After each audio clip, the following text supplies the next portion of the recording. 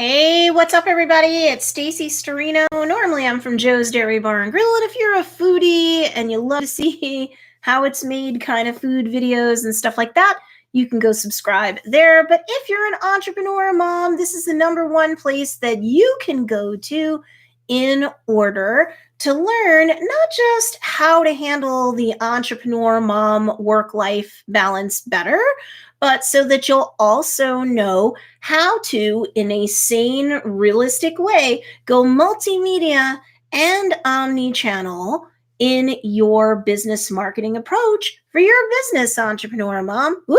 I have some people who are showing up. Yay!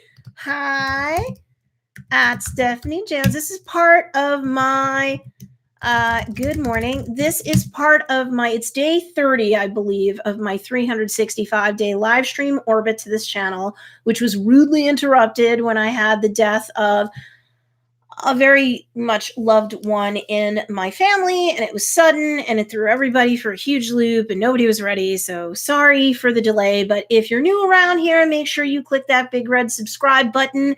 Make sure you click the bell notification and select all when you get that option, because this is going to be a total of 365 days worth of live trainings. And yes, later on in the month of November 2019, we will also have shorter, crisper, more produced videos start hitting this channel as well. All right, so hello to Stephanie Jones.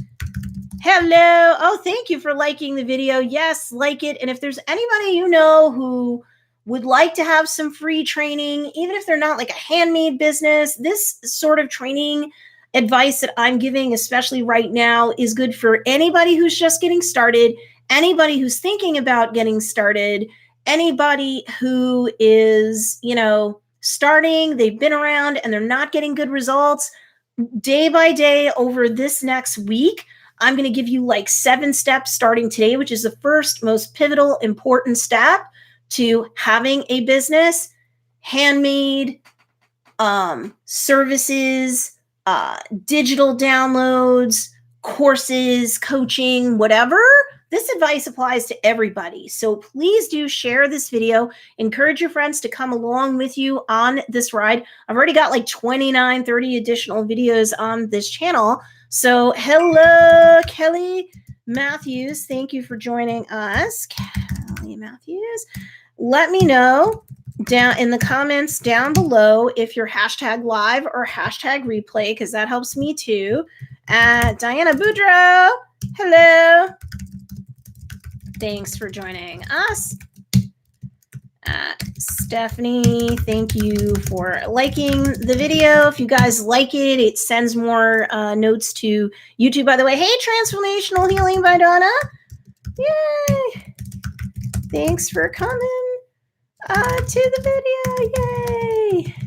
Missy girl. All right, let's see. So where do we start?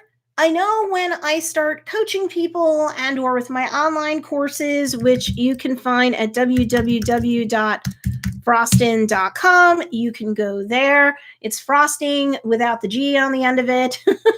We will be opening up another product drop for that. Oh, if you're already a Frosty, your soft launch Frostin' Day that's not open to the public is Monday, December 2nd, and then the cart will open between December 3rd and December 6th. So if you want to get in on the list and you want to know more about the trainings and stuff, you can go to frostin.com. Just leave off the G and you're probably good. All right. So the first most foundational step that people often miss on when they want to create a business, let's say it's a product-based business, because a lot of the people watching this live, at least, they are going to be coming from that angle. It would apply for anybody, so share this out. Let your friends know there's tons of free training. I'm a super high impact coach, so let's go. The biggest mistake that people make is they start creating their business as an entrepreneur mom, especially you're going to be balancing your family and stuff. I'd hate to see you waste your time with your business and not get any traction or much traction in terms of building your social media following, building your email list, and of course, getting sales. I would really like to see you start with not what you feel like doing, surprise, that comes like a very close second. It's who do you want to serve? Okay. So anybody who's already a student of mine knows that there is my sales success formula. And that sales success formula has a whole bunch of stuff going on. All right. So hold on just a second. I want to be able to have my notes here. So the sales success formula really has 3 steps and it's super easy. Hey, Emmy Prophet. What's going on? Hey, Andrew George. It's the Frostin' that's the Frostin' Godfather. The OG Frosty himself is here. Thank you. I missed Cranberry. Diana Boudreau said I was sick about it. My daughter was back in the hospital. I'm so sorry. The reason why we have limited time product drops really quick for frosting, because some people are like, is that false scarcity and urgency? Because I don't appreciate it. No, it's a monthly course. It's not a subscription-based thing. And what happens is we do the product drop super early in the month so that when you get it, like basically most of these are like week by week, this is what you should do, or we give you like a bunch of marketing plans. You don't have to do them all, but they're ones that resonate and or work best, usually typically in the month that the product drop is going down. So the gingerbread batch of frosting product drop is for December. And whether you're just marketing your signature or evergreen product line collection or services or courses or whatever, and that's all you're doing, and you're not coming out with like a seasonal like Christmas or Hanukkah or Kwanzaa one or whatever, that's fine. But, you know, you could still market what your evergreen wares and offerings are with like a holiday or seasonal slant. Okay. That would tend to bring in more people organically, and the people you already have on your email list and in your social media following, they're more likely than not going to be more responsive to you, especially if they've kind of fallen off the wagon of opening up your emails or commenting or engaging with any of your social media posts. But where you start off with isn't per se what you're going to want to do. You have to start off with who are you serving? The sales success formula is who are you serving? Who are your humans? What do they want and or need? And that's what you go and make or create, or if you're offering services or digital stuff, that's what you like cobble up and or offer to them. It's not what you think is cool, because that's the problem. Sometimes you can luck out by, you know, going with what you think is cool. And it's great if that works. But in the event that it doesn't, I could probably explain to you why.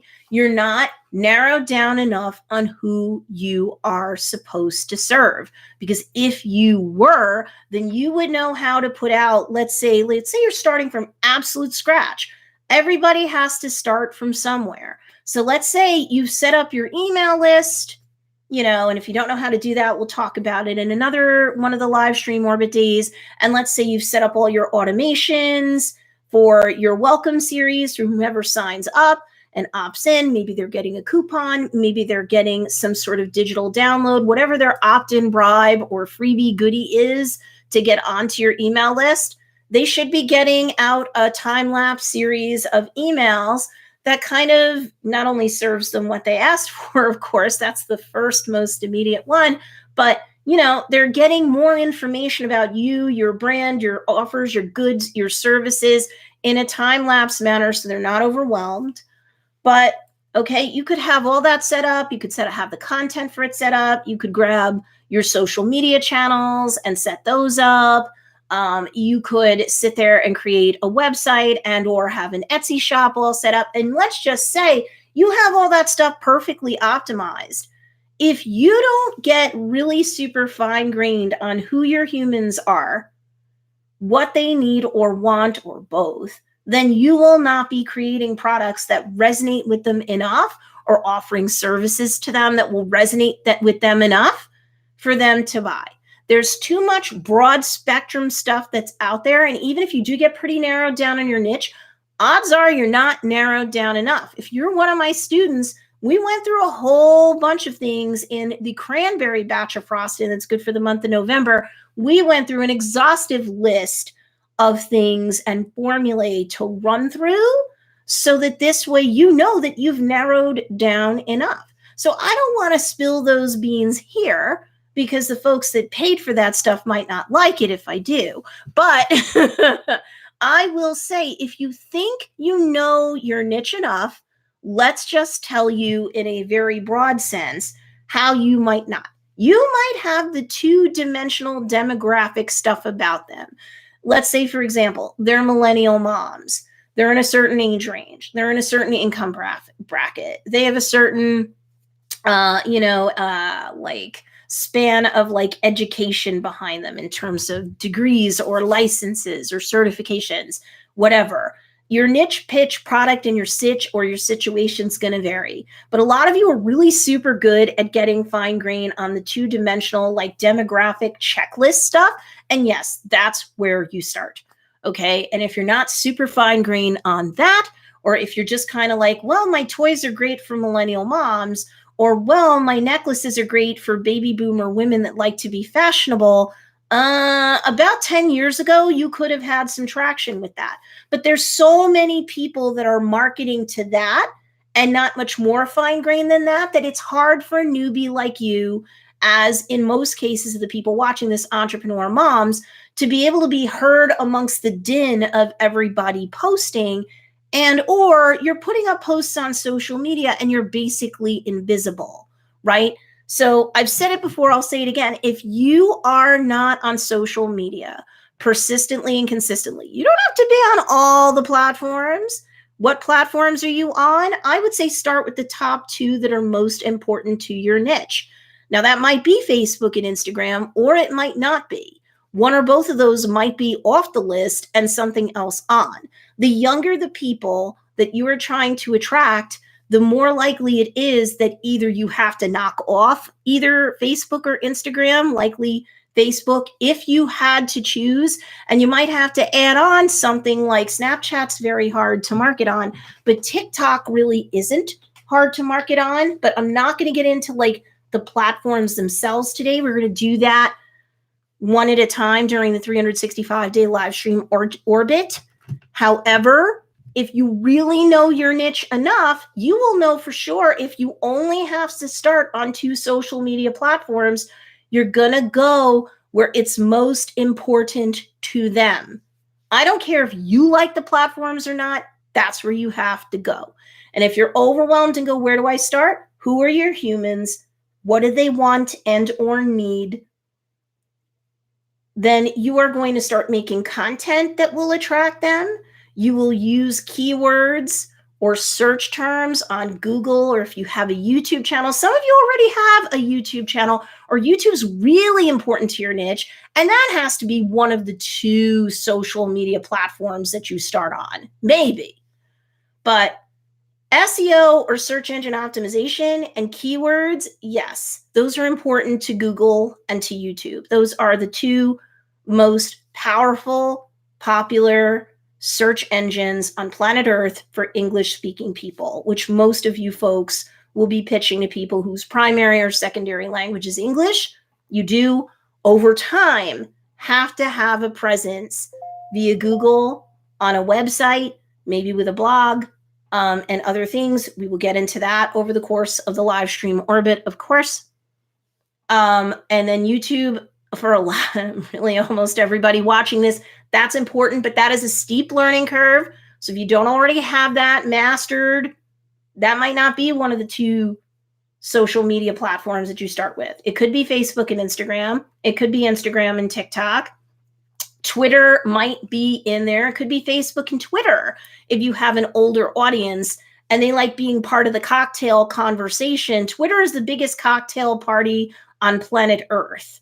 Okay, your people might love Reddit. So that might be one of the two that they start off on. Which platforms you have to start on after you've figured out who your humans are, what they want and or need, and you've got a good idea of what you're going to serve to them, right? Then you have to pick out the two social media platforms that they like best, and you're going to have to start preparing content that speaks to them, that speaks to that want or need. You are going to have to lead every social media post with the first line or the first words indicating what the benefit is to them. if they read your post, if they read your microblog post on Instagram and or Facebook, if they check out this product that you're highlighting or service that you're talking about, if you don't lead with the benefit, there's too many people on here that are trying to cram too much stuff in that, thank God for any of you watching this live or not too far out on the replay, they're not really good at being able to craft that hook. If you can't get the hook in the mouth, you can't reel in the fish. I don't care what kind of products and or services you're offering. This goes for everybody. Let me just see really quickly. Hey, Amy Prophet. Thank you for joining me. I appreciate it. Marja Parker says, cranberry frosting is great training, full of information and support. Thank you. And gingerbread batch of frosting, again, we're going to focus on December-centric marketing strategies that you can use, whether it's, your people are, atheist or agnostic. There's still ways that we can tug at the heartstrings during the, this holiday season. Even if they don't like holidays, they're going to be swept up in the estrogen and the testosterone of it all. So we have strategies for everything, even if it's not Christmas versus Hanukkah versus Kwanzaa versus Festivus. We've got a bunch of strategies that can help you no matter what to market your wares in December for the gingerbread batch of frosting.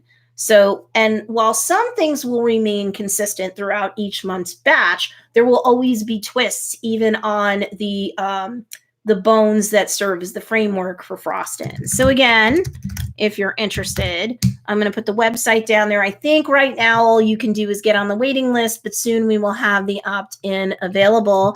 So thank you at Marja Parker. I appreciate it. Cool. Okay. Now Diana says, and I hope you're still on. Yes, you probably are. I'm hoping to learn about that. I have researched to death, but I can't get mine narrowed down. I am invisible. You won't be invisible for long, Diana Boudreaux. I'm going to give you guys some general stuff to think about that I'm not going to try and make too Frostin-centric for the benefit of the paid students who are here right now. Ooh, Andrew George says, I downloaded TikTok, but I really didn't get it or how to use it for my business. I think you can. I think it can be used for everybody. Andrew, I think I tried to put it in every group, but I'm rather sure I put it in the cranberry frosting group. The video about how to use TikTok for your business. If you watched that and you did all the things and you connected up, I'll do this really quick. And you connected up all of your other social media accounts that are important to your niche, right? For your brand, that's important to your niche. Right now, I would just quick and dirty, I would use TikTok as a traffic source because Generation Z still wants stuff for themselves, including the sort of things that you sell. Because Andrew's one of my students, and or they're buying gifts for Generation Y, Generation X, and baby boomers. And again, Andrew's stuff has appeal, whether it's the holiday season or not. So you might want to just put out content and, play with the extra special effects features. But I would put a sticker on there saying, follow on, and depending upon who your target niche person is, Andrew, and Diana, I'm going to get back to you in a second. You want to make sure that you are saying, like for Joe's Dairy Bar and Grill, we will often say, follow us on Instagram. Like go look at the Joe's Dairy Bar, let me go back onto TikTok because I did some posts. I don't want a content strike. So really, really quickly, home, get out of there. No, me.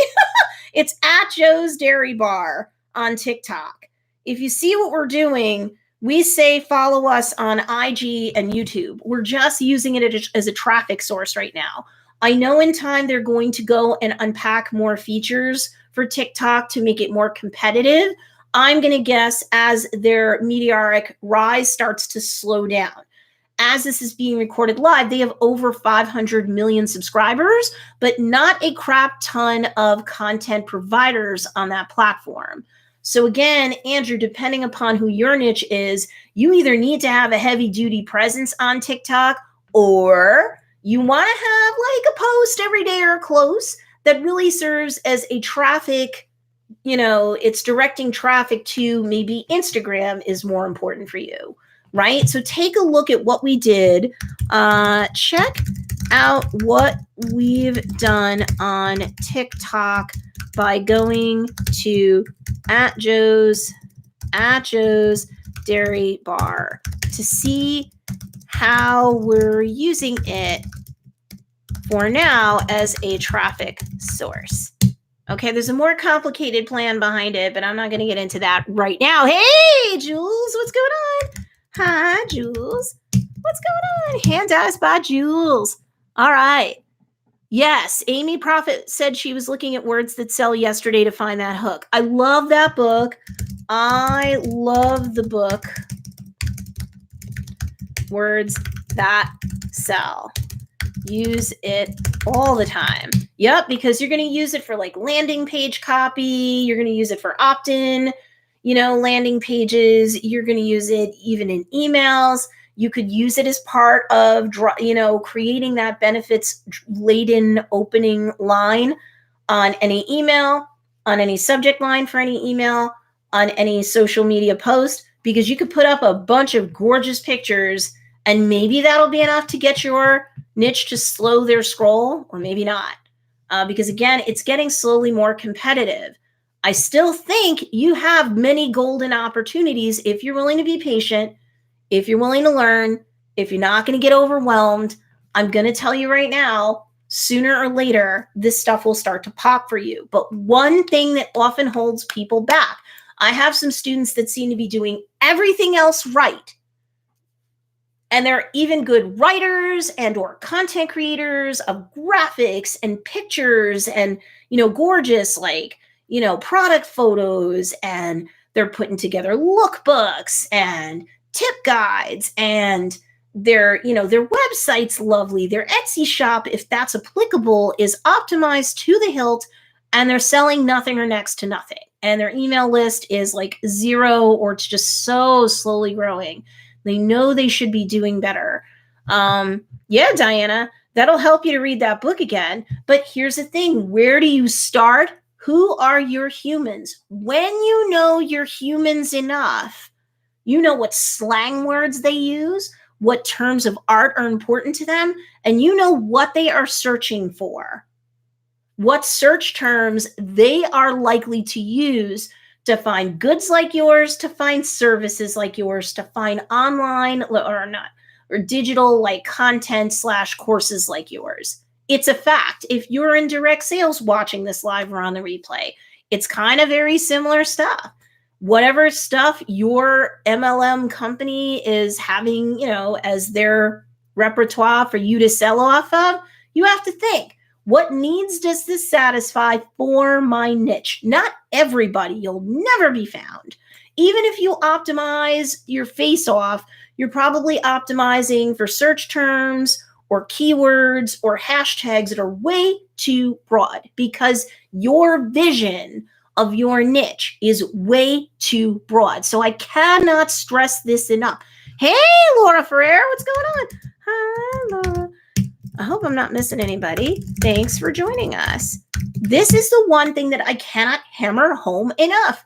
If you are not super concrete on your human to the point where you literally could imagine what they look like, you could go to Google, pick out Google images, write in like a search for like your niche person, use descriptive terms for blah, blah, blah, blah, blah, man, blah, blah, blah, blah, blah, woman. And you could pull down an image from Google Images of a sample man who's your target audience and a sample woman who's your target audience. And it's real simple. If you're only selling to one sex, then obviously you really only need one of the two.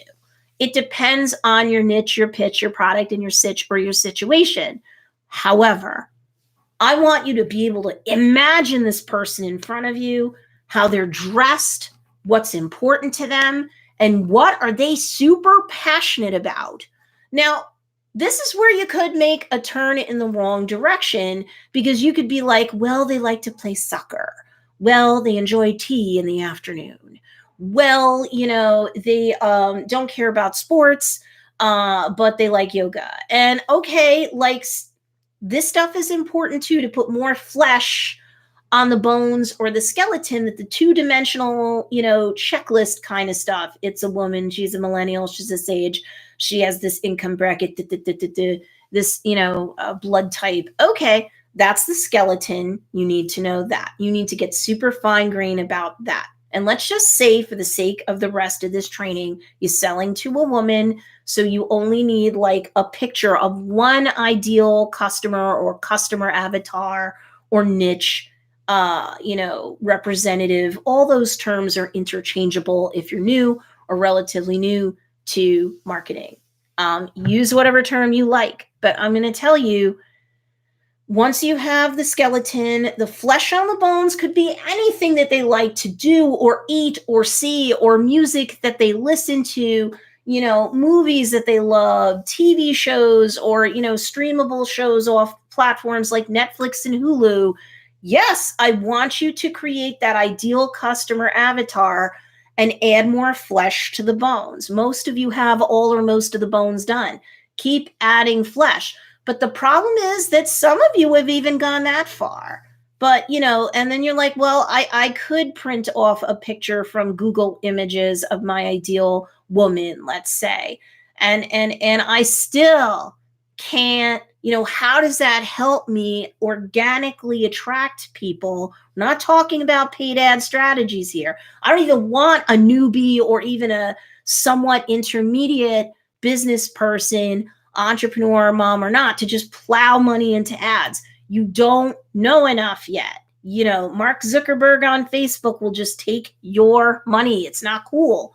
And you'll get little to no exposure, or you'll get a bunch of exposure, but very few opt-ins. And the reason why is your vibe attracts your tribe. Somebody needs to see you. Somebody needs to see your landing page for your opt-in, your website, your social media accounts, how they're set up, like banners, icons, and then the content of the posts or videos or what have you. They need to look at it and say, finally, I'm home.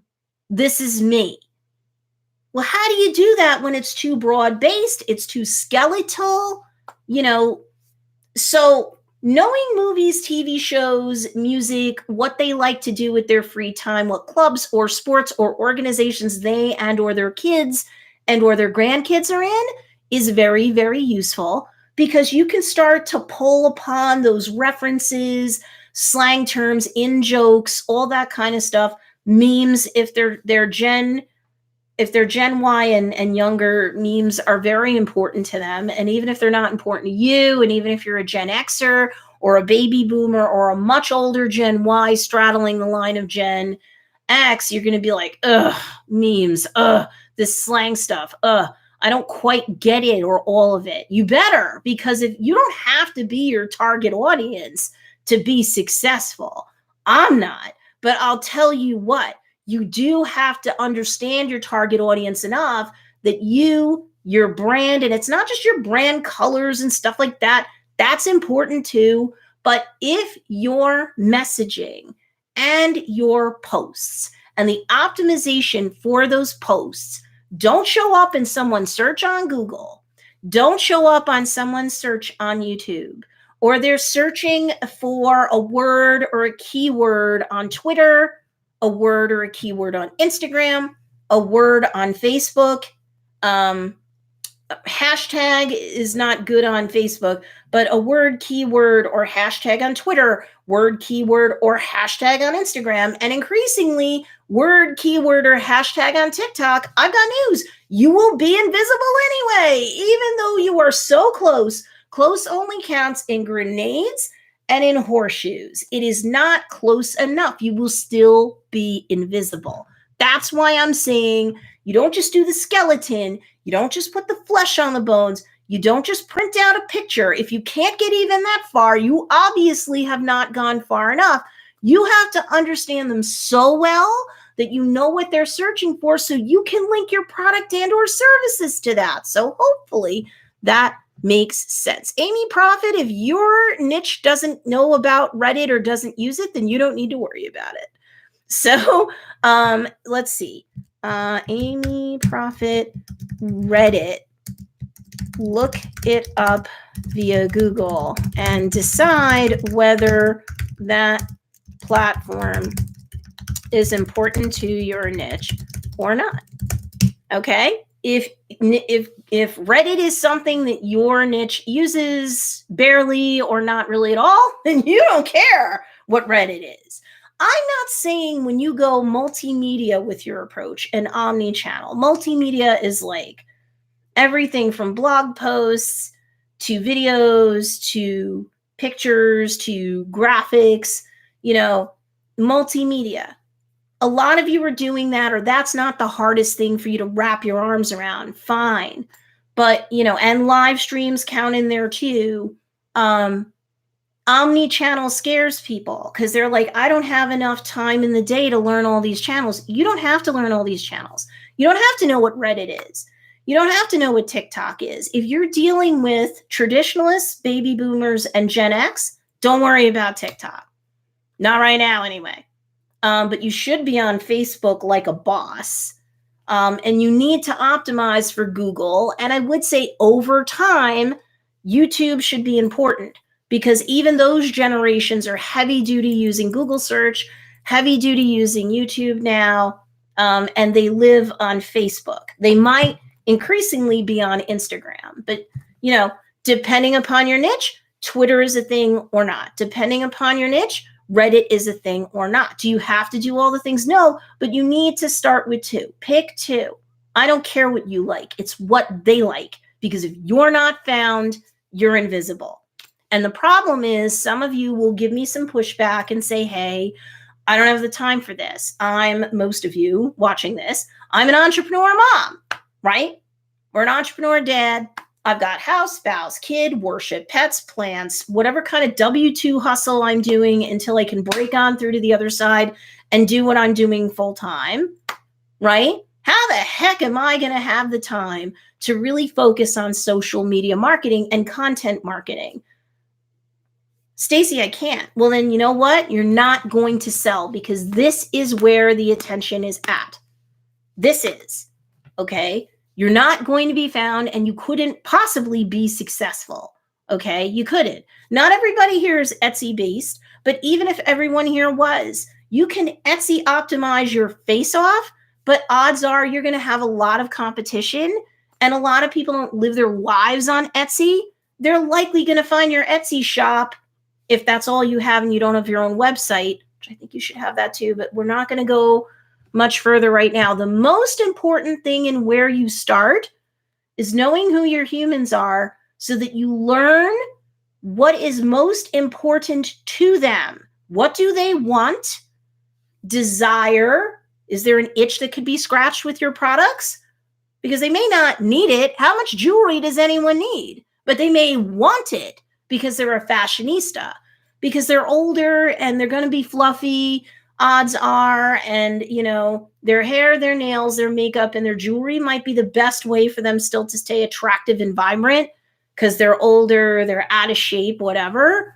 But still, who needs jewelry to survive? I would argue nobody, but people make millions and millions of dollars, off having a jewelry-based business, right? And they may sell nothing but jewelry. So a very deep desire or need can make you plenty of money, even if it's never, a very deep desire and want can make you a killing, even if it's not a need or a survival-based need or a serious problem that needs solving. So those things are needs-based. Then there's the desires or wants-based. And then there's some things that kind of cross over both sections. Transformational Healing by Donna says, do everything she says.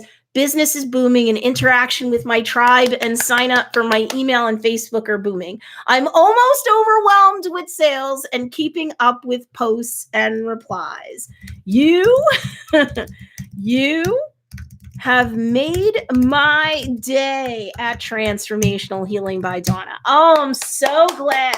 Because let me tell you something right now. You guys should throw down likes on this video just to support Transformational Healing by Donna. And let me tell you something right now. If you're stuck, that's okay. Tomorrow, I'm going to come back on we're back on. God willing, nothing else happens. Knock on some wood. I will continue with day 31 tomorrow of my 365-day live stream orbit.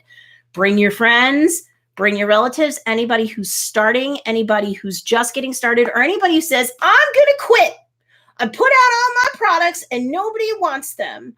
I put up all my stuff in my Etsy shop, on my website, or both, and everything is perfectly optimized and no one comes. Is it perfectly optimized? Is it? Because if you understand who your people are enough, then all of your product descriptions on Etsy, your website, or both will be optimized with words that show up in search. That's where you start. There's ways to kind of tweak and continue to make this more powerful. But if you miss who your humans are, what they are searching for on their social media platforms of choice and on Google/YouTube, if you miss that part, you are sealed off in a vacuum, never to be found, or almost never to be found. I'm not guaranteeing you that you won't have sales or customers. It's just going to be a trickle and a whisper when we can take you to what Transformational Healing by Donna has, which is a scream.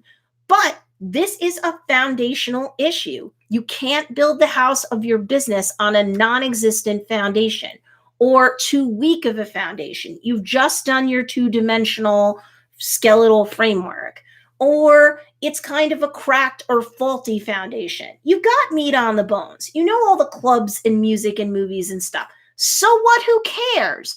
Yeah, you can bake that stuff into your content, which will likely make it more well-received when people see it.